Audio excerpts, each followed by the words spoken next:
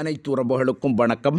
நாம் இன்றைய வீடியோவில் பார்ப்பது IPL 2025ஆம் ஆண்டு சுற்றுப்போட்டிகளின் போட்டி அட்டவணைகளின்படி RCB மற்றும் KKR ஆகிய இரண்டு அணிகளுக்கு இடையிலே இம்முறை இரண்டு போட்டிகள் ஏற்பாடு செய்யப்பட்டிருக்கின்றது. அதற்கமைய இந்த இரண்டு அணிகளுக்கு இடையிலே இரண்டு போட்டிகள் ஏற்பாடு செய்யப்பட்டிருப்பது எந்த அணியினருக்கு சாதகமாகவும் எந்த அணியினருக்கு பாதகமாகவும் அமைந்திருக்கின்றது என்பது தொடர்பாகவே நாம் முழுமையாக பார்க்கக்கூடியதாக காணப்படும். அதன் அடிப்படையில் பார்க்கின்ற சந்தர்ப்பத்தில் என்னை பொறுத்தவரையில் இம்முறை இந்த இரண்டு அணிகளுக்கு இடையிலே இரண்டு போட்டிகள் ஏற்பாடு செய்யப்பட்டிருப்பது KKR அணியினருக்கு சாதகமாகவும் RCB அணியினருக்கு பாதகமாகவும் அமைந்திருக்கின்றது என்பதுதான் எனது எண்ணமாக காணப்படுகிறது. ஏனென்று பார்க்கின்ற சந்தர்ப்பத்தில் இதுவரை இந்த RCB KKR ஆகிய இரண்டு அணிகளும் ஒன்றுடன் ஒன்று 35 போட்டிகளிலே விளையாடியிருக்கின்றார்கள். அவ்வாறு விளையாடப்பட்ட 35 போட்டிகளிலே 21 போட்டிகளில் KKR அணியினர் வெற்றியினையும் வரும் 14 போட்டிகளில் மட்டுமே RCB அணியினர் வெற்றியினை பெற்றிருக்கின்றார்கள். அதே போன்று இந்த 35 போட்டிகளிலே 28 போட்டிகள் இந்தியாவில் இடம்பெற்றிருக்கின்றது.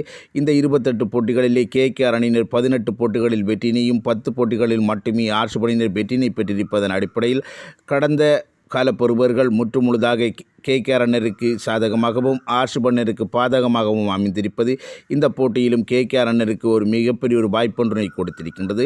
அதே போன்று கடந்த 3 வருடங்களில் இந்த இரண்டு அணிகளுடைய பெறுவர்களையும் பார்க்கின்ற சந்தர்ப்பத்தில் கடந்த 3 வருடங்களிலே இந்த இரண்டு அணிகளும் மொத்தமாக 5 போட்டிகளிலே விளையாடியிருக்கின்றார்கள். அவ்வாறு விளையாடப்பட்ட 5 போட்டிகளிலே 4 போட்டிகளில் KKR அணியினர் வெற்றியினையும் வெறும் ஒரு போட்டியில் மட்டுமே RCB அணியினர் வெற்றியினை பெற்றிருக்கின்றார்கள்.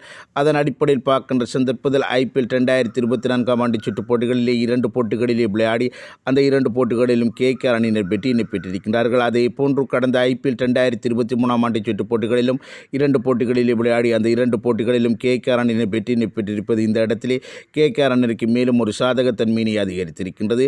அதனை அடுத்து இந்த இரண்டு அணிகளுக்கும் இடையிலான போட்டிகளிலே முதலாவது போட்டி ஈடன் கார்டன் மைதானத்திலே இடம்பெற இருக்கின்றது. இந்த மைதானமானது KKR அணியினுடைய சொந்த மைதானமாக இருப்பது அவர்களுக்கு ஒரு சாதகமாக காணப்படுகிறது. ஏனென்று பார்க்கின்ற சந்தர்ப்பத்தில் RCB அணியுடன் இந்த மைதானத்திலே 12 போட்டிகளிலே விளையாடி அதில் 8 போட்டிகளிலே KKR அணியினர் வெற்றியினை பெற்றிருப்பதும் RCB அணியினர் வரும் 4 போட்டிகளில் மட்டுமே வெற்றியினை பெற்றிருப்பதும் இந்த இடத்தில் KKR அணியினருக்கு ஒரு சாதகமான தன்மையை அதிகரித்திருக்கின்றது.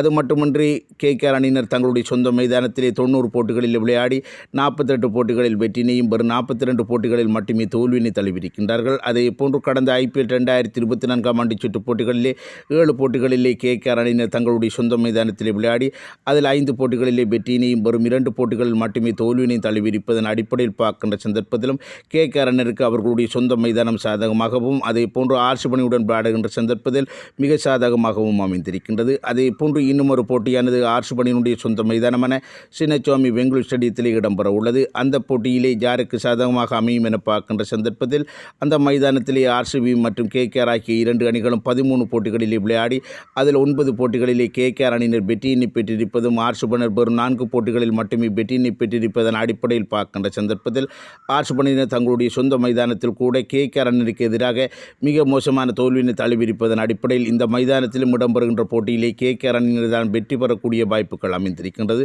அதன் அடிப்படையில் பார்க்கின்ற சந்தர்ப்பத்தில் RCB அணியினரை பொறுத்தவரையில் இந்த KKR அணியுடன் இம்முறை 2 போட்டிகள் இடம்பெறுவது அவர்களுக்கு பாதகமாகவும் KKR அணியினருக்கு சாதகமாகவும் அமைந்திருக்கின்றது என்பது எனது எண்ணம். இது தொடர்பான தங்களுடைய கருத்துக்களை கமெண்ட் செக்ஷனில் தெரிவித்துக் கொள்ளுங்கள். மற்றும் வீடியோக்கு லைக் பண்ணுங்க, கமெண்ட் பண்ணுங்கள். நன்றி, வணக்கம்.